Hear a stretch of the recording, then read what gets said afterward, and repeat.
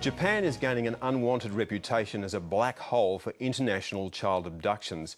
Alone of all the industrialised nations, it hasn't signed the Hague Convention, which mediates international custody disputes. So it's becoming notorious as a safe haven for parents who abduct after a relationship has broken down.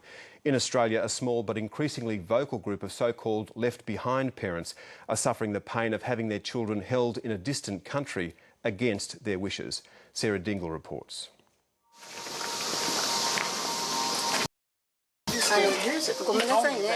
After a separation, some parents will go to enormous lengths to secure access to their child.